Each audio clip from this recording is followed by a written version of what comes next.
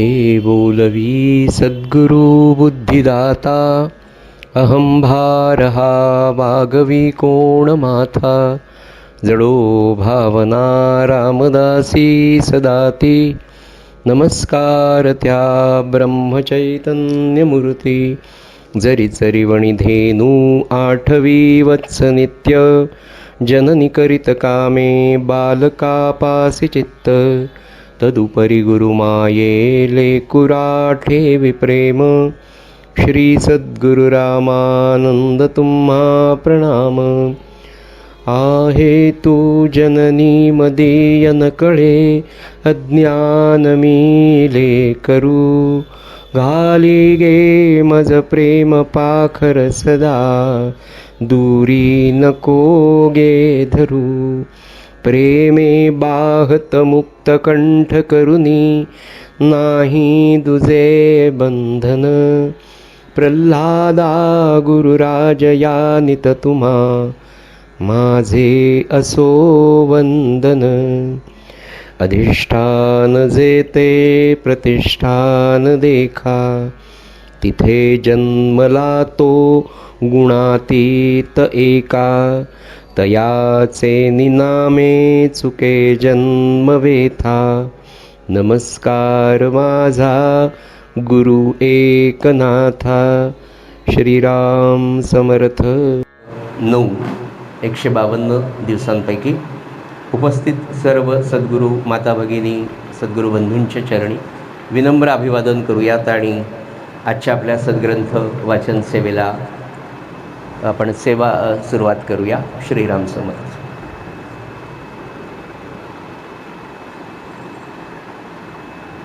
सज्जन हो,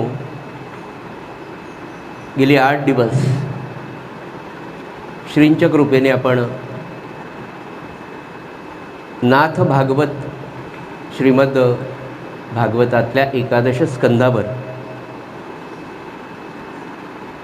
शांतीब्रह्मनाथांनी जो ग्रंथ लिहिला तो नाथ भागवत या चरित्रकाराचं, नाथांचं चरित्र गेली 8 दिवस आपण पाहिलं.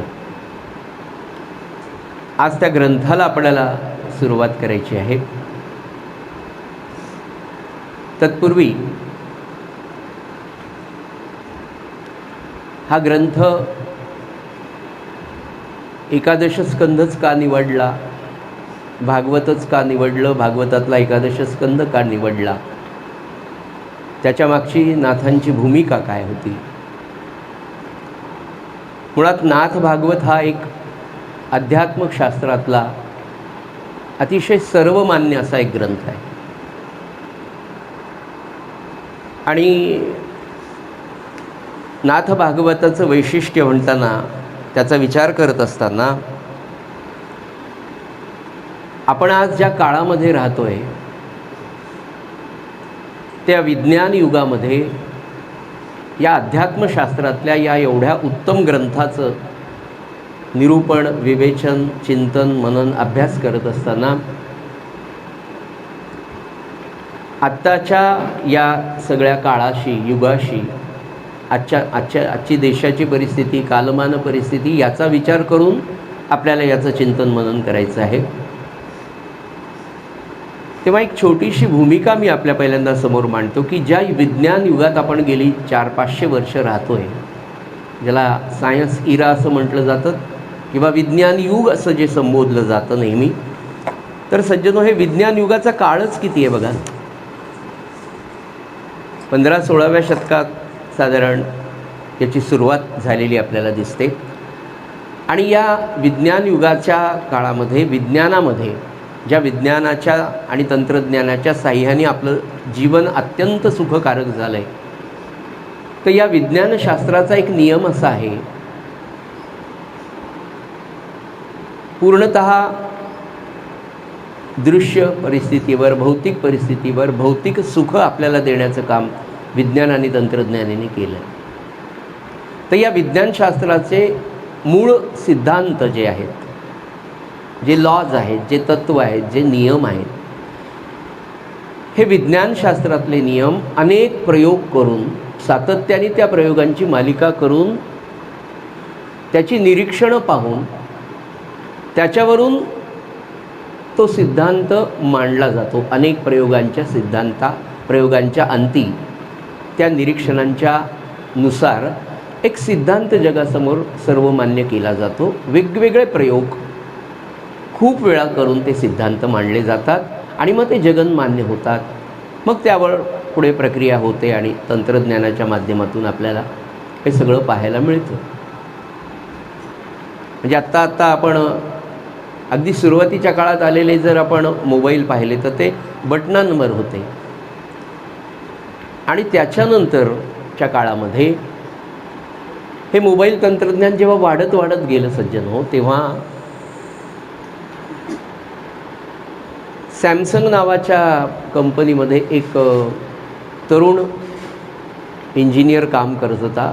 सॅमसंगच्या रिसर्च अँड डेव्हलपमेंट डिपार्टमेंटमध्ये 32-33 वर्षाचा होता तो. गुजरातेत अहमदाबादला त्याचं काम सुरू होतं आणि त्यांनी त्या आपल्याकडे हे टच स्क्रीन येण्याच्या आधीची एक 6-7 वर्षापूर्वीची गोष्ट मी तुम्हाला सांगतो. तर त्याच्या मनामध्ये असं विचारलं की हे बटनांनी सगळं आपल्याला करावं लागतं, बटनसुद्धा नको मोबाईलला, कारण ती जागा व्याप्त आणि मग स्क्रीन छोटं होतं. या संशोधनाच्या वृत्तीतून त्यांनी टच स्क्रीन आणि बोटांनी इकडनं तिकडे असं आपल्याला ट्रान्सफर करता यायला पाहिजे की इथे स्पर्श केला तर ते बटन काम करेल, बटन दिसणार नाही, फक्त स्पर्श करायचं, असं करायचं. ज्या वेळेला ही कल्पना त्याच्या मनात आली तेव्हा ती तर शक्य नव्हती असं सगळ्यांना वाटत होतं आणि ते त्यांनी तांत्रिक माध्यमातून ते सिद्ध केलं आणि टच स्क्रीन आले आणि त्याच्यानंतरची एक यूट्यूबला त्याची मुलाखत पण आलेली आहे. तर त्याला प्रश्न विचारला की हे तुला सुचलं कसं?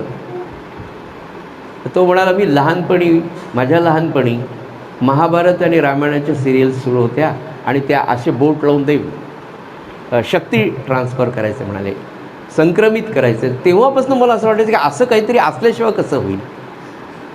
आणि त्यातून हा तंत्रज्ञानाचा भाग आपल्याला समोर येतो. सज्जन हो, विज्ञान युगाचं हे वैशिष्ट्य की अनेक प्रयोग केले जातात आणि मग त्याच्या निरीक्षणांवरून सिद्धांत मांडले जातात आणि मग ते सिद्धांत जगन्मान्य होऊन मानवी जीवनामध्ये त्याचं ते मानवाचं जीवन सुखी करण्यासाठी म्हणून अशा सिद्धांताचा उपयोग झालेला दिसतो, ज्याच्यावर आजचं विज्ञान युग अवलंबून आहे. आणि या विज्ञान युगाच्या तंत्रज्ञानाच्या साह्याने मानवी जीवन अत्यंतिक सुखासीन बनलेलं आहे. भौतिक सुखांची रेलचेल तुमच्या माझ्या बाजूला आहे. म्हणजे फॅन लावायचा तरी रिमोट आहे, टी व्ही लावायचा तरी रिमोट आहे. ही सगळी देहाला सुख देणारी क्रांती विज्ञानाच्या आणि तंत्रज्ञानाच्या युगाने झालेली आपल्याला खूप भावलेली आहे, आवडती आहे, आवडत राहीलही. तसं अध्यात्मशास्त्रामध्ये सुद्धा जे काही तत्व आहेत, जे काही सिद्धांत आहेत, ह्या अध्यात्मशास्त्रातले सिद्धांत हे अनेक ऋषीमुनींनी आणि आत्ता जर आपण पाहिलं तर आपण ज्याचा विचार करतो या ग्रंथाचा, त्या ग्रंथाचा विचार करत असताना अध्यात्मशास्त्रातल्या सगळ्या तत्वांचा, नियमांचा स्वतःच्या जीवनावर नाथांनी प्रयोग केले, साक्षात त्याचा पडताळा घेतला आणि त्यातून जे काही त्यांच्या समोर आलं त्या निरीक्षणातून जी शास्त्रांनी सांगितलेली तत्त्व होती ती सगळी तत्त्व स्वतःच्या जीवनात, मग षड्रिपू असतील, शांती असेल वगैरे वगैरे, हे सगळे नाथांनी स्वतःच्या जीवनामध्ये त्या सगळ्या अध्यात्मशास्त्रात सांगितलेल्या तत्वांचा पडताळा घेऊन त्याला समर्थ आत्मानुभूती असं म्हणतात. स्वतःला आलेली अनुभूती म्हणतात समर्थ नंतर आहेत, नाथांच्या नंतर येतात समर्थ. तर सज्जन हो, या सगळ्या तत्वांचा पडताळा नाथांनी घेतला आणि एक शास्त्र आपल्या समोर मांडलं, तो हा नाथ भागवताचा ग्रंथ. म्हणजे आणि या अध्यात्मशास्त्राने कोणती प्रगती होणार आहे? आपण आता जी अनुभवतोय आपल्या जीवनामध्ये, ती विज्ञानाची, तंत्रज्ञानाची प्रगती जेवढी झाली आहे तिने मानवी जीवन सुखोल्लूप झालेलं आहे. जे किती सुखलोलूप झालं याचा विचारसुद्धा आपल्याला करताना आपल्याला एक मोठी अशी यादी तयार करू. हे मिळालं, ते मिळालं, ते मिळालं, AC मिळाला, की एवढी सुखलोलुपता आपल्याला मिळाली आहे. पण यांनी मानवी जीवनातले जे 2 महत्त्वाचे अंग आहे सज्जन हो, एक माणसाचं बहिरंग आहे की ज्याच्यामध्ये विज्ञान काम करून तुमच्या देहाला सुख देत आहे. बरं, एवढी सुखं आम्ही मिळवली आहेत, किती सुखं मिळाली, पण एवढी सुखं मिळून सुद्धा माणूस शांत, समाधानी, आनंदी आहे का? म्हणजे एक वस्तू जेव्हा आपण घरामध्ये विकत आणतो तेव्हा त्या वस्तूमध्ये दुसरी वस्तू आणण्याचं बीज पेरलेलं आहे. एका सुखासीनतेमध्ये दुसऱ्या सुखासीनतेचं बीज लोकलेलं आहे. हे बहिरंगाचं लक्षण आहे. म्हणून अध्यात्मशास्त्र असं सांगतं की काळ कितीही पुढे गेला, म्हणजे 16व्या शतकातून तुम्ही आज 21व्या शतकात आले आणि 21व्या शतकातून भावी काळातली माणसं 100व्या शतकात जातील. त्याचा बहिरंग कितीही बदलला तरी अध्यात्मशास्त्र, आपलं भारतीय तत्त्वज्ञान असं सांगतं की माणसाचा अंतरंग, त्याच्या वासना, त्याची जगाकडे धावण्याची खेच थांबणार नाही. आणि ते अंतरंग शांत झाल्याशिवाय मानव सुखी होणार नाही. याचं ज्ञान हे संतांना असतं. आणि मग तो खऱ्या अर्थाने सुखी कसा होईल याचं चिंतन नाथांनी स्वतःच्या जीवनामध्ये केलं. असे अनेक प्रयोग नाथांनी केले आणि जे शास्त्र आपल्यासमोर मांडलं ते हे अध्यात्मशास्त्रातला नाथ भागवत ग्रंथ आहे. आणि या नाथ ग्रंथ भागवताच्या पहिल्या अध्यायाला आज आपल्याला सुरुवात करायची सज्जनो. तर या अध्यायाची सुरुवात करत असताना मानवी कशासाठी अभ्यास करायची याची फलश्रुती काय पटकन आपण सांगू की अरे हे कशासाठी करा. आपण ॲडव्हर्टाईजचं जग आहे सगळं, तर प्रत्येक गोष्ट का घ्यायची तुम्ही, कशासाठी ह्या ग्रंथाचा अभ्यास आपण करायचा, कशासाठी 5 महिन्याचं चिंतन आपण करतोय. तर याची फलश्रुती नाथांनी अशी सांगितलेली आहे की म्हणाले मानवी जीवनाचा अर्थ समजून घ्यायचा आहे. किंबहुना मी असं म्हणेन की मानव जन्माचं महात्म्य जर तुम्हाला कळालं असेल आणि मानवी जीवनाचा हेतू, तुमचं ध्येय काय असावं हे समजून घेणं,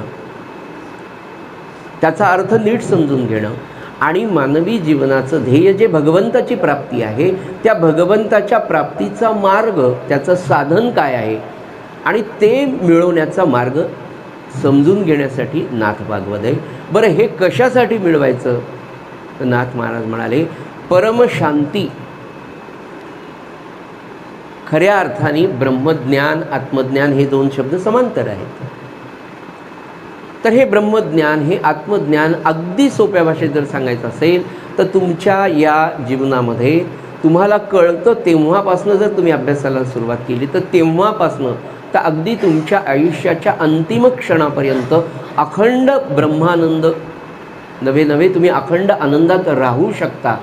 आणि त्यासाठी अभ्यासाची गरज आहे सज्जन हो. परमार्थ किंवा अध्यात्मशास्त्र याच्यामध्ये सगळ्यात जर काही मोठी गोष्ट असेल तर हा अभ्यास आहे. हे फार कमी लोक आपल्यापर्यंत पोचवतात. अध्यात्मशास्त्र, परमार्थ, भक्तिशास्त्र, भक्तीचा मार्ग हा नित्य अभ्यासाचा विषय. पोटभरू विद्या ज्याच्यावर आपण आयुष्य घालतो, ज्या नोकरीवर, ज्या व्यवसायावर आपलं संपूर्ण आयुष्य आपण सुखासीनतेत घालवतो, त्याच्यासाठी सुद्धा 20-22 वर्ष आपल्याला अभ्यास करावा लागतो. तो 20-22 वर्षाच्या अभ्यासानंतर एखादी डिग्री, एखादं पोस्ट ग्रॅज्युएशन तुम्ही करता आणि मग भावी आयुष्य संपूर्ण आपण त्याच्यावर घालतो. तर नित्य अखंड आनंदात राहायचं असेल आणि राहू शकतो का तर भारतीय तत्त्वज्ञान असं सांगतं की जीवन हे फार आनंदी आहे. मानवी जीवन खूप आनंदी आहे. आणि खऱ्या आनंदात राहणारे कोण असेल तर अगदी बोटावर मोजणे इतके असतात आणि ते म्हणजे संत असतात. संत कोण आहेत? मानवता आणि देवत्व याचा सुरेख संगम ज्या मानवी जीवनामध्ये सज्जनो आपल्याला पाहायला मिळतो ते संत असतात. अखंड आनंदाच्या स्थितीत राहणारे. मग आपण जेव्हा अखंड आनंदाची स्थिती म्हणतो सज्जनो तेव्हा आपण संतांच्या जीवनचरित्रात तर पाहतो की त्यांचा माझा गृहस्थाश्रम तर सारखाच आहे. त्यांच्या माझ्या जीवनचरित्रात येणाऱ्या सुखदुःखांची रांगसुद्धा सारखी, किंबहुना संतांच्या जीवनात येणारे दुःखाचे डोंगर आपल्या तर टेकड्याने आपले साडे उंचवटेसुद्धा नसतात दुःखाचे, पण त्या छोट्या छोट्या उंचवटांनासुद्धा त्या दुःखाच्या आपण घाबरून जातो, आनंदापासून पदच्युत होतो. ते मात्र कधीच त्या आनंदापासून, त्या ब्रह्मानंदापासून, म्हणजे आनंद तरी ब्रह्मानंदात फरक काय? तर अतिउच्च पातळीचा जो कशावरही अवलंबून नाही, परिस्थितीवर नाही, व्यक्तीवर नाही, कुठल्या वस्तूवर अवलंबून नसलेला जो आनंद आहे सज्जन हो, तो ब्रह्मानंद आहे. आणि तो ब्रह्मानंद नाथांनी आपल्या जीवनामध्ये आत्यंतिक अभ्यासाने, भगवंतावरच्या नित्याच्या अनुसंधानाच्या अभ्यासाने प्राप्त केला होता. आणि संतांनाही कायम तळमळ असते की जो आनंद मला मिळाला आहे तो आनंद प्रत्येक सामान्य माणसाला मिळू शकतो, तो त्या आनंदापर्यंत पोहोचू शकतो. म्हणून त्यांची ही तळमळ आहे की हा आनंद माझ्या सहवासात येणाऱ्या प्राणीमात्राला, विशेषतः मनुष्य प्राण्याला मिळवता येतो, त्यांनी तो मिळवावा आणि त्याच्यासाठीची ही धडपड आहे. पहिला अध्याय जो आहे नाथ भागवताचा सज्जन हो, याच्यामध्ये नाथांनी प्रस्तावना, नमन, या नमनामध्ये गणेशाचं, शारदेचं, संतांचं, वेगवेगळ्या अवतारदिकांचं असं वर्णन केलं आहे. आणि नंतर या 31 अध्यायाच्या नाथ भागवत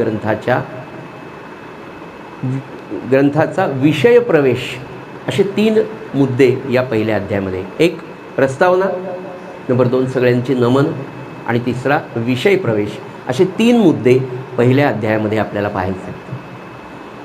की नाथांनी असं म्हटलं की मी एकनाथी भागवत, स्वतः नाथ तर या ग्रंथाला एकाकार टीका म्हणतात. एकाकार टीका का म्हणाले नाथ? प्रस्तावनेतलाच भाग आहे हा. तर या ग्रंथाची सुरुवात ज्या दिवशी नाथांनी केली, त्याच्या आधी नाथांचं आपल्या सगळ्यांना माहिती की अतिशय प्रकाढ पंडित असलेले नाथ, अनेक ग्रंथांचं ब्रह्मज्ञानीच पुरुष म्हटल्यानंतर याचं ज्ञान आणि त्याचं ज्ञान मी सांगायचं काय, एकाच सगळे. म्हणजे जनरली DM झालेला माणूस असं लिहित नाही की मी MBBS झालो, मग MD झालो, मग DM झालो. DM लिहितो की त्याच्या आधी तसं ब्रह्मज्ञान असल्यावर बाकी कोणते अध्ययन केलं हे सांगायची गरज नाही. तर ब्रह्मज्ञानी असलेले नाथ दशमस्कंदाचं त्यांनी अध्ययन केलं या दृष्टीने की त्यांना एकदश स्कंदावर लिहायचं होतं. आणि हा ग्रंथ नाथांनी एकादशीच्या दिवशी लिहायला सुरुवात केली, म्हणजे तिथी एकादशी, भागवताचा स्कंद एकादश आणि लिहिणारे एक नाथ, एक एक एक एका एक.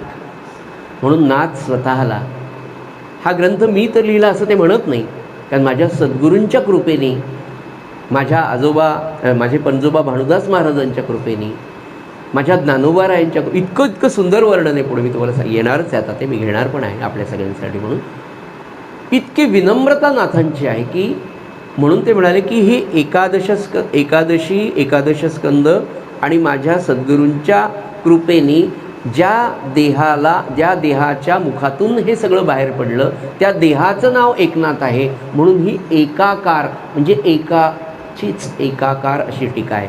नाथ महाराज एकनाथी भागवताला एकाकार टीका म्हणतात. म्हणजे नाथ ह्याच्यात आद्य शंकराचार्यांचा उल्लेख करतात. आणि आद्य शंकराचार्य हे द्वैत आणि अद्वैत जे आपल्याकडे तत्त्वज्ञान आहे त्यातल्या अद्वैत तत्त्वज्ञानाचे मुख्य आहेत.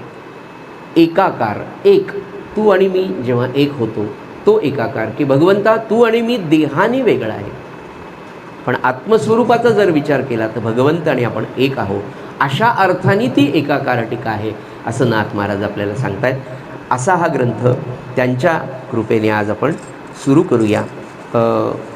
कदाचित थोडासा ज्ञानाचा भाग, थोडा ओव्यांचा भाग तरी तुम्हाला कंटाळवाणं न होईल अशा प्रकारे मी वाचण्याचा आणि तुमच्यापर्यंत पोहोचवण्याचा प्रयत्न करतो.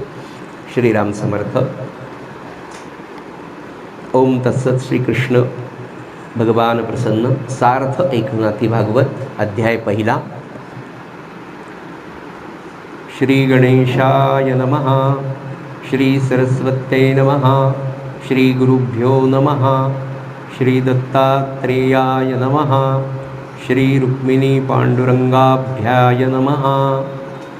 ओम नमोजी जनार्दना. नाही भव अभव भावना.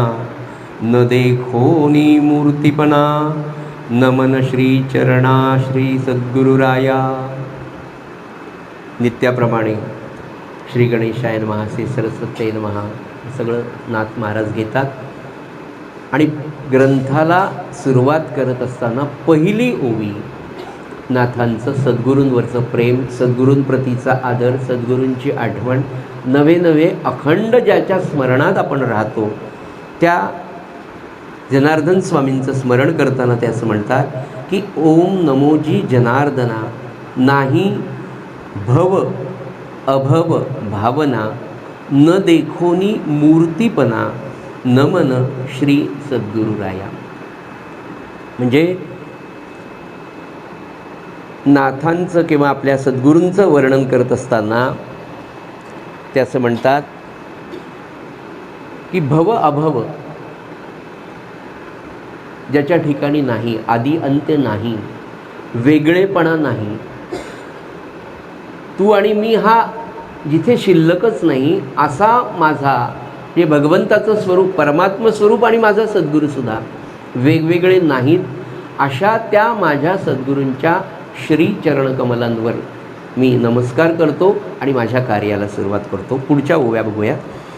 नमन श्री एकदंता. एकपणे तूची आता. एकी दाविसी अनेकता. परी एकात्मता न मोडे. भगवान गणेशाचं वर्णन करताना एकपणेची तू आता, एकी दाविसी अनेकता. या संपूर्ण विश्वामध्ये, चराचरामध्ये अनेकत्वानी तूच एक असलेला श्री गणेश. परी एकात्मता न मोडे असा भगवान गणेशाचं वर्णन करतात. पुढे म्हणतात तुझं माझी वासू चराचरा. म्हणून बोली जे लंबोदरा. या लागी सकळांचा सोयरा. साचोकारा तू होसी. तुझं देखे जो नरू. त्यासी सुखाचा होय त्याचा सुखाचा होय संसारू. या लागी विघ्नहरू. नामदरू तुझ साजे. हरुष ते वदन गणराया. चारी पुरुषार्थ त्याची चारी भुजा. प्रकाशिया प्रकाशी ओजा. तो झळकत तुझा निजदंतू. 3 विशेषणं गजाननांसाठी वापरलेली आहेत. एक वापरलं आहे की तू विघ्नहरू आहेस. जो कोणी पुरुष तुझं फक्त दर्शन देतो, तुला शरण येतो, त्याच्या आयुष्यातली सगळी विघ्न हे गणराया तू दूर करतो. अनेक विघ्नांचा, मानवी जीवनातल्या सगळ्या विघ्नांचा निवारण करणारा आणि प्रत्येकाला आनंद देणारा. हरुषते वदन गणराया. चारी पुरुषार्थ त्याची चारी भुजा. त्या भगवंताचं, त्या गणेशाचं वर्णन करताना ज्ञानेश्वर माऊलींनी ज्ञानेश्वरीमध्ये सुरुवात करताना गणरायाचं जे एक वेगळं रूप प्रगट केलं, पण ज्ञानेश्वर माऊलींवर नितांत श्रद्धा असलेले किंबहुना ज्ञानेश्वरांचंच रूप घेऊन आलेले नाथ महाराज या ग्रंथामध्ये गणेशाचं एक वेगळं रूप मानतात. तिथे मांडलेलं रूप आपल्याला सगळ्यांना ज्ञानेश्वरीमधलं माहीत आहे. इथे फार वेगळं स्वरूप ते म्हणतात की अरे इथे मात्र नाथ महाराजांना गणेश 4 भुजा असलेला जरी असला तर ते म्हणाले हे तुझे 4 पुरुषार्थ आहे. हे 4 पुरुषार्थ तुझ्या 4 हातांनी मला पाहायला मिळत आहेत. हरुषते वदन गणराया. चारी पुरुषार्थ त्याची 4. प्रकाशिया प्रकाशी ओजा. तो झळकत तुझा निज दंतू. एकदंत आपण ज्याला म्हणतो, तो जो दंतू आहे तो सगळ्या ज्ञानाचा प्रकाश आहे. त्या गणरायाचं वर्णन करताना नाथ महाराज असं म्हणतात की जो एकदंत तुझा चमकतोय, जो प्रकाश त्यातून येतोय तो ज्ञानाचा प्रकाश आहे. अशा ज्ञानाचा प्रकाश ज्याच्या एका दंतातून बाहेर पडतो त्या गणेशाला मी वंदन करतोय, त्याचं मी स्मरण करतो. पूर्वोत्तर मीमांसा दोन्ही लागली या श्रवणस्थानी निशब्दादी वाचा वदनी कर जोडणी उभाया. आपल्याकडे दोन उत्तर मीमांसा आणि पूर्व मीमांसा असे दोन पंथ ज्ञानाच्या बाबतीत सांगितले. ते तुझ्यासमोर हात जोडून उभे आहेत. एकेची काळी सकल सृष्टी आपुलेपण देखत उठी, तेची तुझी देखणी दृष्टी सुख संतुष्टी विनायका. सुखाचे पेलले दोंद नाभी अवतला आनंद, बोधाचा मिरवे नागबंध दिसे सन्निध्य साजिरा.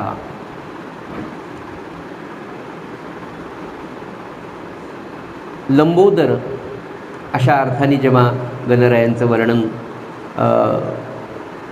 नाथ महाराज करतात, तेव्हा या सगळ्या विश्वाची निर्मितीच तुझ्या उदरातून आहे, म्हणून तू लंबोदर आहे, तुझं उदर फार मोठं आहे. अशा प्रकारचा माझा गणराय, त्याच्या चरणी मी नमस्कार करतो, त्याला विनम्र अभिवादन करतो. मला इथे आठवतं की एकदा गोंदवलेकर महाराजांना एका प्रेमळ शिष्याने म्हणूयात आपण प्रश्न विचारला की महाराज तुमचं पोट फारच मोठं आहे म्हणाले.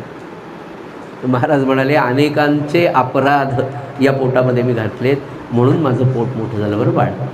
तर मला ते आठवतं की लंबोदराला पाहताना सुद्धा सगळ्या चराचराची निर्मितीच तुझ्या उदरामध्ये आहे, तेव्हा त्याच्यामुळे तुझं हे पोट मोठं आहे. शुद्ध आणि गणरायाच्या कटीला एक छोटा नाग पण असतो. तर त्या नागाचं वर्णन त्यांनी असं केलं की बोधाचा मिरवे नागबंध. तो जो नागसुद्धा आहे तो ज्ञानाचं बोध आम्हाला करतोय, अखंड ज्ञानाचा बोध करणारा तो नाग इथे दिसतोय. शुद्ध सत्वाचा शुक्लांबर कासे कसिला मनोहर, सुवर्ण वर्ण अलंकार तुझेची साचार तुझेनी साचार शोभती.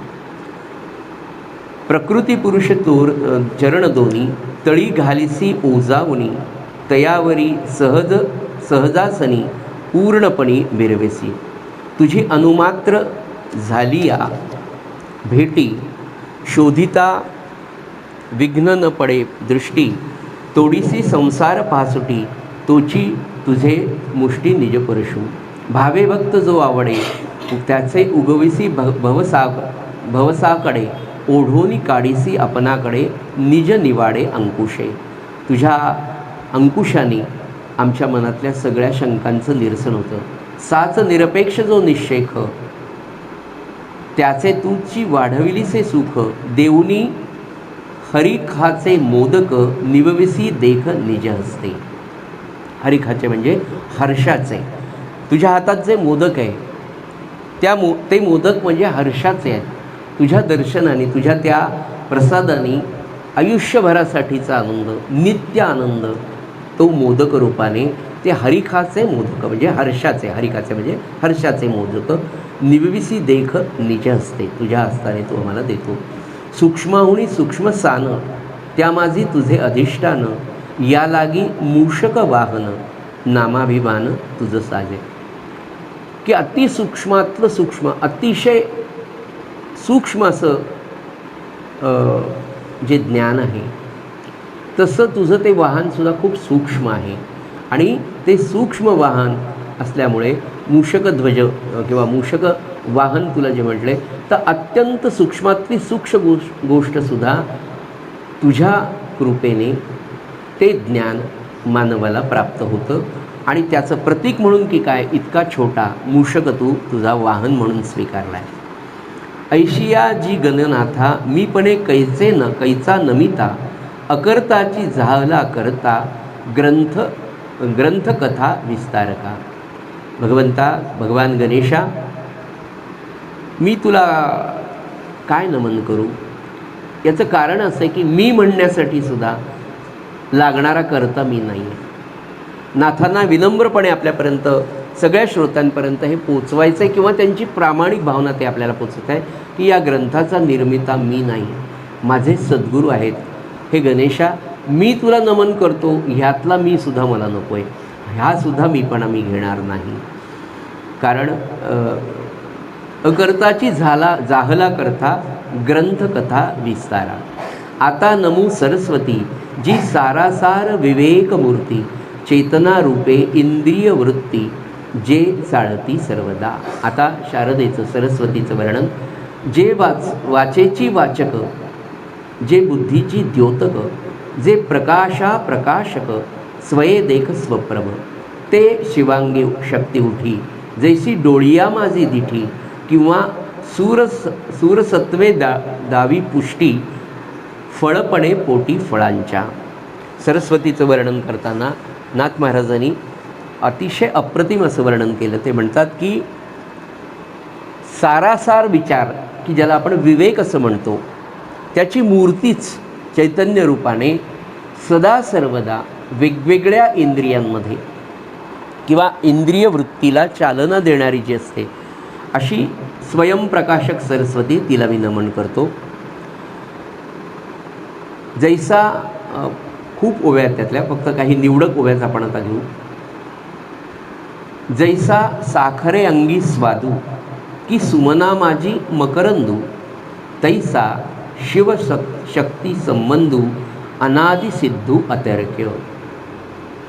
फुलांमध्ये असलेला मकरंद किंवा साखरेमध्ये असलेली गोडी ही जशी आपल्याला सहजतेने, तसं शिव आणि शक्तीचा संबंध अनादि सिद्धू अतर्क्य.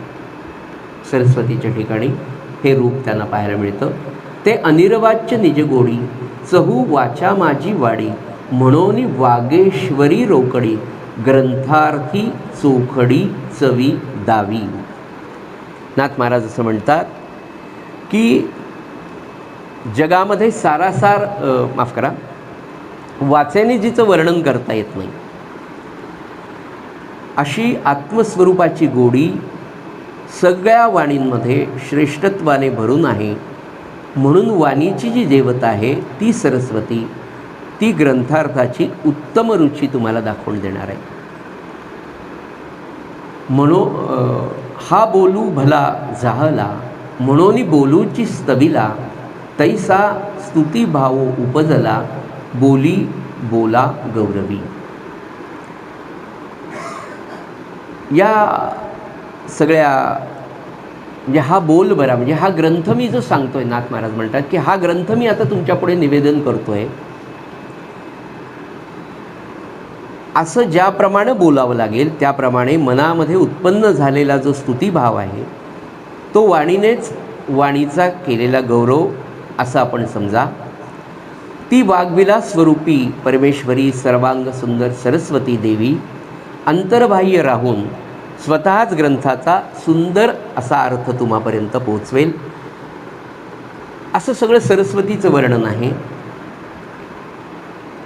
पुढे ह्या सरस्वतीच्या वर्णनानंतर नाथ महाराज शेवटी असं म्हणतात सरस्वतीच्या वर्णामध्ये की तेथे ब्रह्मानंद रसवृत्तीने मीपणाबरोबर सरस्वतीलाही एकाच ताटामध्ये बसवलं आहे. त्या योगे अभिन्न भावाच्या शेषाने तृप्तीचा ढेकर आल्यामुळे या कथेचे उद्गार बाहेर येत आहे.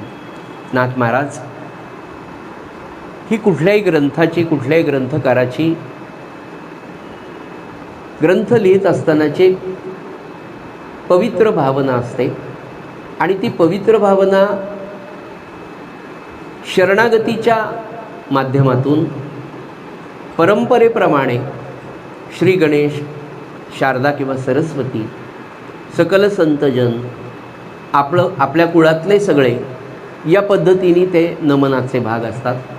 असं सगळंच यथार्थ वर्णन सगळ्यांचं आपण जर करत बसलो तर अध्याय तसा मोठा आहे, पण आपण थोडक्या स्वरूपात ह्या सगळ्यांचं नमन घेतो आहे. हे सगळं नमन झाल्यानंतर पुढे नाथ महाराज ते जगा माझी सदा असती, जीव मात्रा ते दिसती, परी विकल्पेची ठकी जती, नाही नाही नास्तिके, मातियाचा द्रोण केला, तो कोळिया भावो फळला, म्हणून विश्वासे वीन नाडला, जगू ठकला विकल्पे, एका एकी विश्वासता तरी वाणी नाही निजसत्ता, त्यांचे चरणी भावार्थता, ठेविता माथा विश्वासे. ते नमस्कारिता आश्वासक, करून ठाकती एक, परी एकपणे सेवक, त्यांचाची देख स्वये होवावे. त्यांची या सेवेची या गोडी, ब्रह्मसुखाची उपमा थोडी, जे भजती अनन्य आवडी, ते जाणती गाढी निज चवी. ते प्रकृतीसी पर, प्रकृतीरूपी ते अविकार, आकार विकार व्यवहार, त्याचेनी साचार बाधिना. हे सांगत असताना एक वर्णन निष्ठेच्या बाबतीमध्ये, म्हणजे नाथ महाराज अत्यंत शरणागतीच्या भावनेने हे सगळं करत, म्हणजे सगळ्यांचे नमन करत आहेत. आणि हे नमन करत असताना नाथ महाराज एक दाखला आपल्याला असा देतात की द्रोणाचार्यांचा जो शिष्य होता, इथे निष्ठेच्या बाबतीत त्यांनी ते फक्त संदर्भ घेतला आहे की कोळ्याचा मुलगा द्रोणाचार्यांची मातीची मूर्ती तयार करतो, एकलव्य, आणि त्या मूर्तीला सद्गुरू समजून, त्या मूर्तीला गुरु समजून स्वतः एकलव्य त्या निष्ठेनी, अभ्यासाने, एकनिष्ठेनी स्वतः इतका चांगला धनुर्धर बनतो. ही निष्ठा अशा प्रकारची माझ्या अंगी बाणावी. पुढे म्हणतात की देही देह विदेह केले, शेखी विदेहपण तेही नेले, नेलेपणही हारपले, परी उरले उर्वरित. अभावो भावेसी गेला, संदेह निस्संदेहसी निमाला, विस्मयो विस्मयी बुडाला, वेडावला स्वानंदी. तेथे आवडी होय भक्तू, तव देवोची भक्तपणा आतू, मग भज्य भजनांचा अंतू, दावी उपांतरू स्वलीला. नमन नमनेशी नेले, नमिते नेनो काय जाहले, नम्याची अंगी घडले, घडले मोहिले मोडून. हा सगळा संदर्भ नाथ महाराज हे करतात की नमनानेच नमन केले, नमस्कार करणारे कोठे गेले हेही समजेनासे झाले. ज्याला नमस्कार करायचा ती वस्तू होणे न होणे नाहीसे होऊन आपण स्वतःच जाहला. नाथ महाराज स्वतःच्या एका स्थितीचं वर्णन इथं करतात. त्याचं उदाहरण मला असं वाटतं आपल्याला ज्ञानेश्वर माऊलीचा एक अभंग आहे, ठकैची पडे गेले, असं आहे ना काहीतरी, एक अभंग आहे की मी त्याला पाहायला गेले. पांडुरंगाला ज्ञानेश्वर माऊली असं एका अभंगात म्हणते की मी भगवंताचं जेव्हा पांडुरंगाचा साक्षात्कार, पांडुरंगाचं दर्शन जेव्हा ज्ञानेश्वर माऊलीला झाला, तेव्हा म्हणाले मी पाहता पाहता मला असं लक्षात आलं की मी आणि तो एकच आहे. हा भाव ज्ञानेश्वर माऊलींनी स्वतः अनुभवला. आणि तोच भाव ज्याला मी नमस्कार करायला गेलो, तर नमस्कार करणारा मी हे द्वैतसुद्धा पुन्हा संपून जातं आणि त्या अद्वैताकडे मी जातो की ज्याला मी नमस्कार करायला गेलो तो आणि मी कुणी वेगळाच नाही, नमस्कार करणारा आणि नमस्कार घेणारा हे दोघंही एकच झाले. हा भाव इथे नाथ महाराज व्यक्त करतात. सज्जनो हो, या सगळ्या नमनाच्या किंवा या विषयाच्या बाबतीमध्ये नाथ महाराजांनी जे वर्णन केलेलं ते अतिशय सुंदर आहे की हा ग्रंथ लिहिण्याचं नाथ महाराजांचं किंवा कुठलाही संत काही फार हौस आहे म्हणून ग्रंथ लिहित नाही. त्याहीपेक्षा मी असं म्हणेन की प्रसिद्धीसाठी हा ग्रंथ लिहिलेला नाही. नाथ महाराजांची ग्रंथ लिखाणाची किंवा हा ग्रंथ आपल्याला इतक्या पद्धतीने समजून सांगण्याची मागची भूमिका काय होती, तर नाथ महाराजांना जे स्वस्वरूपाचं ज्ञान झालं होतं ते ज्ञान, तो अनुभव या ग्रंथरूपाने एकादश स्कंधाच्या माध्यमातून त्यांनी याच्यासाठी मांडला की अध्यात्मशास्त्रामधले अनेक जिज्ञासू साधक जे आहेत त्यांना यातून काहीतरी मदत होईल आणि ते ब्रह्मज्ञानाच्या मार्गावर पुढे पडतील. हा यामागचा हेतू होता. आणि यासाठी म्हणून हा सगळा ग्रंथाचा प्रपंच नाथ महाराज करत होते. संतांची ही प्रवृत्ती मूलतःच असते. म्हणजे दुसरं आत्मज्ञान, ब्रह्मज्ञान हा जरी या ग्रंथाचा मूळ विषय असला तरी पण आज आपण 21व्या शतकात या ग्रंथाचा अभ्यास करत असताना याच विश्वामध्ये, या जगामध्ये, या काळामध्ये आपल्याला राहायचं आहे. आणि या काळामध्ये राहून आपल्याला ते आत्मज्ञान प्राप्त करायचं आहे, तेव्हा नाथ महाराजसुद्धा त्या काळात होते की ज्या काळात त्यांनासुद्धा प्रतिकूल परिस्थिती होती. म्हणजे नाथाच्या काळामधली परिस्थिती अशी होती की आज तरी आपण खूप सुखामध्ये आहोत. म्हणजे सामाजिकदृष्ट्या, राजकीयदृष्ट्या, धार्मिकदृष्ट्या, कौटुंबिकदृष्ट्या, राजकीय परिस्थितीच्या दृष्टीने सुद्धा आजची परिस्थिती अध्यात्माला खूप पोषक आहे. नाथांच्या कालीन परिस्थिती ही अत्यंत प्रतिकूल अशी होती. असं मी का म्हणेन, तर आपण पैठणचा विचार जर केला तर पैठण हे तत्कालीन नगरच्या जवळ होते. नगरपासूनचा हा सगळाच भाग आपला हा निजामाच्या काळात, निजामाच्या पातशाहीमध्ये होता. म्हणजे नाथांचं जवळपास 67 वर्षांचं आयुष्य, आणि या 67 वर्षाच्या आयुष्यामध्ये नाथांच्या 6-7 निजाम होऊन गेले. आणि हे सगळे निजाम यवन, तर त्याच्या आधीची परिस्थिती अशी होती की मुसलमानांनी आक्रमण करायच्या आधी या देशामधली परिस्थिती अतिशय सुजलाम सुफलाम अशी होती. जो तो आपला धर्म अत्यंत आनंदाने, आणि मुस्लिमांची आक्रमणं झाल्यानंतर त्यांनी पहिला आघात जो केला तो सर्वसामान्य मुस्लिमेतर जो समाज होता, म्हणजे हिंदू समाज आपण म्हणूया, त्यांच्या धार्मिक, आर्थिक सगळ्या प्रकारच्या स्वातंत्र्यावर केला. मुद्दा मी हे का नमूद करतो हे सोडून सुद्धा, की हा जरी आत्मज्ञानाचा ग्रंथ असेल, ब्रह्मज्ञानाचा ग्रंथ असेल, तरीही साधकाला त्या काळामध्ये राहूनच आत्मज्ञान मिळवायचं याची संपूर्ण जाणीव नाथ महाराजांना होती. कारण नाथ महाराज आपल्यापेक्षा प्रतिकूल काळातून गेले. त्या काळामध्ये राजसत्ता ही मुस्लिमांची असल्यामुळे जो हिंदू समाज होता त्या समाजाला अत्यंत हीन दर्जाची वागणूक, कुठल्याही प्रकारचं स्वातंत्र्य नव्हतं, मंदिरं पाडली जात होती. दिवसाढवळ्या ह्या पातशाही ज्या होत्या यांच्यातली भांडणं कायम सुरू असायची. एकाच पातशाहीमध्ये राहणाऱ्या 2 सरदारांना वेगवेगळी वतनं दिलेली असल्यामुळे त्यांच्यामध्ये सुद्धा लढाया व्हायच्या, आणि त्या लढायामुळे सामान्य माणूस होरपळला जायचा. लुटालूट, स्त्रियांना पळून नेणे, सामाजिक कत्तली होणे, धर्म सोडायला लावणे, बळजबरीने धर्मांतरण करणे, अशा विचित्र परिस्थितीमध्ये हिंदू समाज घाबरून हिंदू समाज सोडून मुस्लिम धर्म स्वीकारत असे. आणि या दरम्यान पीर, त्याच्यानंतर दर्गे हे निर्माण झाले. आणि हिंदू समाजामध्ये जर एखादा संत महात्मा, एखादा सत्पुरुष जर हिंदू समाजाला एकत्र आणून काही उपासना करत असेल, तर राजसत्ता मुस्लिमांची असल्यामुळे मुस्लिमांचे सरदार, की जी पातशाहानी आपल्याला जवळ करावं, आपल्याला काही विशेष बक्षीस द्यावं म्हणून अशा हिंदू संतांना त्रास देत असत. मी नाथांचा काळ तुम्हाला सांगतो. आणि जो हिंदुत्वाचं काम करत असे, हिंदू समाजाला एकत्र आणण्याचं काम करत असे, त्याला भर चौकामध्ये एकत्र आणून हे सरदार, आम्हाला देव दाखव, नाहीतर हिंदू धर्म सोड, आम्हाला असा चमत्कार करून दाखव, नाहीतर हिंदू धर्म सोड, असं सार्वजनिक ठिकाणी करून अनेकांना ते धर्म सोडवायला लावायचे. अशा काळामध्ये हा महात्मा, आणि त्या काळामध्ये हिंदू धर्मातल्या अनेकांची भावना अशी झाली होती की आता आपण आपले देव सोडून द्या, आपल्या देवांवरची, आपल्या मंदिरांवरची, आपल्या उपासनेवरची श्रद्धा हिंदू धर्मातल्या अनेकांची कमी झाली होती. आणि अशा काळामध्ये हा सगळा समाज,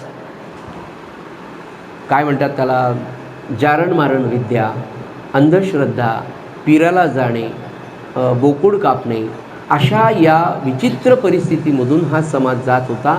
त्या काळामध्ये या सगळ्या समाजाला एकत्र करून त्यांना पहिल्यांदा कौटुंबिक आणि सामाजिकदृष्ट्या स्थिर करण्याचं काम नाथांनी आपल्या लोकसंग्रहाच्या निमित्ताने, आणि मग अशा दुष्प्रवृत्तीवर नाथांनी वेगवेगळ्या प्रकारची काव्य केलेली आहेत, भारुडं केलीत.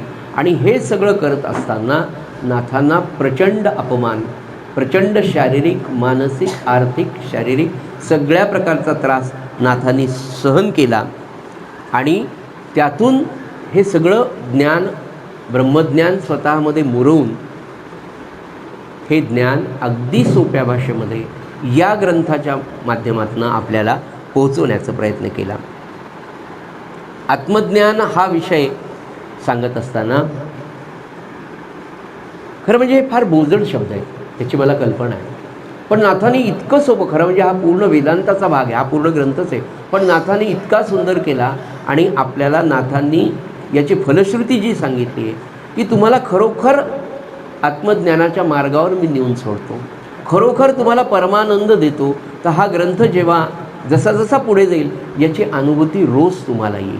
मी हे अगदी खात्रीने सांगतो, नाथांच्या भरोशावर, माझ्या सद्गुरू माऊलींच्या भरोशावर. सज्जन हो, आत्मज्ञान आपण जे म्हणतो की नाही, तर हे आत्मज्ञान कसं प्राप्त होईल किंवा आत्मज्ञान प्राप्तीचा मार्ग काय? तर नाथांनी इतकं सुंदर, इतक्या सोप्या सोप्या भाषेत माफ करा, ह्या एक एक पायऱ्या चढत जावं लागणार आहे. एकदम तुम्हाला ती गोष्ट प्राप्त होणार नाही. आणि ह्या सगळ्या आत्मज्ञानाच्या पायऱ्या नाथ स्वतः चढलेले आणि चढून तुमच्या आमच्यासाठी त्या इतक्या सोप्या पद्धतीने सांगितल्यात, इतकं सुंदर सांगितलं बघा. नाथ महाराज म्हणाले तो आत्मानंद, तो ब्रह्मानंद म्हणजेच ते आत्मज्ञान, ते ब्रह्मज्ञान तुम्हाला मिळवण्यासाठी नाथ म्हणाले भक्ती, मनापासनं भक्ती करणं याच्यासारखं साधन नाही. भक्तीच्या म्हणजे सद्गुरूंनी दिलेल्या साधनाच्या मार्गाने भक्ती करा, मनापासनं करा, रोज थोडी थोडी करा, नित्य अशी ठेवा.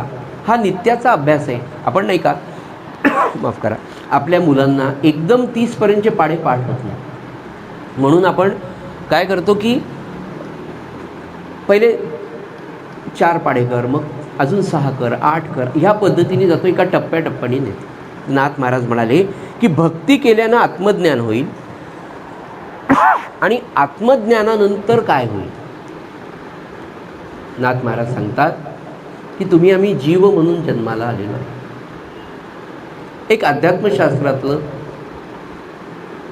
एक सूत्र एका संत महापुरुषाच्या मुखातनं मी ऐकलेलं आहे. ते म्हणाले सद्गुरूंचं कार्य खरं काय असतं म्हणाले, आपल्याला आईबाबा जन्म देतात.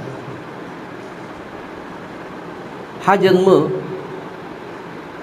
ही आपल्या आईबाबांनी आपल्याला दिलेली फार मोठी भेट आहे असं मी म्हणेन. पण या जीवाचे आईबाबा हे या जन्माचे आहेत.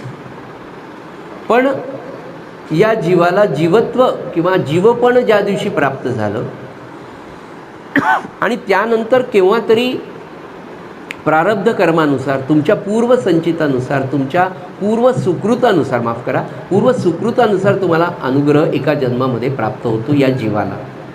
मग ज्या दिवशी तुम्हाला अनुग्रह प्राप्त होतो त्या दिवशी त्या सद्गुरूंचा अनुग्रह होणं म्हणजे काय?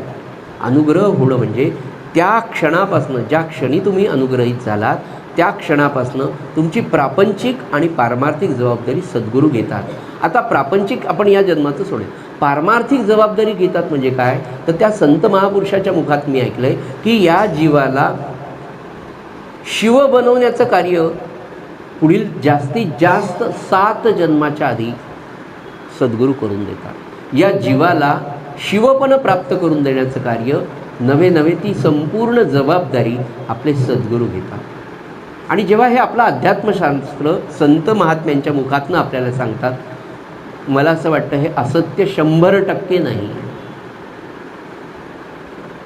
भक्तीच्या मार्गाने तुम्हाला आत्मज्ञान प्राप्त होतं हे सांगणं सोपं आहे, एका मिनिटात मी सांगितलं. पण ती अवस्था यायला खूप वेळ नाही. तुमचा मुलगा छान अभ्यास केला आणि त्यांनी जर इतके मार्क घेतले तर तो MBBS नक्की होईल हे सांगणं जितकं सोपं आहे, पण त्याच्यासाठीची प्रक्रिया किती? 720 पैकी 710 मार्क घेतले तर एम्स मिळणार आहे, अदरवाईज मिळत नाही. पण त्या मुलाला 2 वर्ष अतिशय छान अभ्यास करा, नवे 12 वर्ष जेव्हा चांगला अभ्यास करतो तेव्हाच नीटमध्ये अभ्यास केलं तर तो त्याला पाहिजे त्या एम्सला मिळू शकते. ही जर प्रापंचिक जीवनातली स्थिती आहे तर आत्मज्ञान इतक्या लवकर प्राप्त होईल का? ते एका जन्माचं काम आहे का? निश्चित नाही. पण आज त्या मार्गाला सुरू आपण जर केलं तर निश्चित होतं. आणि एक सद्गुरूंचा शब्द आहे की या जीवाला शिवपद प्राप्त करून सद्गुरू देतात. आपण हे सगळे भाग्यवान याच्यासाठी आहे की श्री महाराजांच्या कृपेने आपल्या प्रत्येकाला सद्गुरू प्राप्त झालेले आहेत. आपण त्या मार्गाने मार्गक्रमण करतोय. आणि दुसरं आपल्या सद्गुरूंनी हे सांगितलं आहे की माझ्या माणसाने, आता हे वाक्य गोंदवलेकर महाराजांचं आहे म्हणून हे बाकीच्या लोकांना लागू नये असं नाही. ब्रह्मचैतन्य महाराज म्हणजे सद्गुरू आहेत आणि सद्गुरू तत्व हे सारखंच आहे. साईबाबांनी एक वाक्य सांगितलं, स्वामी समर्थाने भिवू नकोस सांगितलं. स्वामी समर्थ म्हणाले भिवू नकोस, मी तुझ्या पाठीशी आहेत. ब्रह्मचैतन्य महाराज म्हणाले तू फक्त नाम घे, बाकीचं मी सगळं करतो, मी तुझ्या मागे अखंड उभा आहे, हे विसरू नकोस. हे तर सद्गुरू अध्यात्मशास्त्रात तत्वच आहे. म्हणून महाराज म्हणाले की माझ्या माणसाने म्हातारपणाची आणि अंतकाळाची काळजी करू नये. मी दिलेलं नाम सर्वस्व मानून त्यांनी घ्यावं. आपली चूक फक्त तिथे होते की आपण सर्वस्व मानत नाही. रोज काही चातुर्मासाच्या ठिकाणी जपाला येत नाही, आलं तरी नोंदवत नाही, वगैरे वगैरे. हा भाग सोडून द्या. मला तुम्हाला सांगायचं तत्त्व एकच आहे की भक्तीने आत्मज्ञान प्राप्त होतं. नाथांनी फार सोपं करून सांगितलं. भक्तीने तुम्हाला आत्मज्ञान प्राप्त होईल. आणि मग ज्या जीवाला, ज्या मनुष्याला आत्मज्ञान प्राप्त होतं तो जीव, तो मनुष्य परमात्मपदाची प्राप्ती करतो. परमात्मपदाची प्राप्ती होणं म्हणजे सर्वोच्च मूल्य. आणि असा परमात्म स्थितीला प्राप्त झालेला दिव्य मुक्त जीव हा भगवंताचा नव्हे तो स्वतःच परमात्मा झाला, तो स्वतःच परब्रह्मपदाला पोचला. आणि असं हे सगळं स्वतः नाथांनी स्वतःच्या आयुष्यात प्रत्येक टप्प्याटप्प्याने स्वतःला प्राप्त करून घेतलं. नाथ भागवत किंवा मूळ भागवत हेच सांगतं की हे ब्रह्मज्ञान, हे आत्मज्ञान भक्तीच्या मार्गाने प्रत्येक मनुष्याला मिळवता येतं. आणि हे ज्या मुक्त पुरुषांनी, ज्या दिव्य पुरुषांनी, ज्या ब्रह्मज्ञानी पुरुषांनी स्वतः मिळवलं ते त्यांनी बहुजनांपर्यंत पोचवावं, त्यांना त्या स्थितीला प्राप्त करून द्यावं. हेच भागवताचं खरंच आहे. आणि त्याच्यासाठी म्हणून आपण सगळे या ग्रंथाचं सेवन करतो आहोत. हे ग्रंथ वाचन आपण करतोय. ज्या नाथांनी हे आत्मज्ञान, हे ब्रह्मज्ञान प्राप्त केलं, ज्या मार्गाने केलं, ज्या पायऱ्यांवर राहून अभ्यास करून मिळवलं, ते नाथ महाराज जीवनभर ज्या आचरणाने राहिले त्याचं सूत्र ज्या अभंगात त्यांनी आपल्याला कथन केलं ते अभंगरूपी प्रार्थना आपण घेऊया. झालेली सेवा सद्गुरूंच्या चरणी अर्पण करूया आणि आपल्या नित्याच्या प्रार्थनेला सुरू करूया. श्रीराम समर्थ.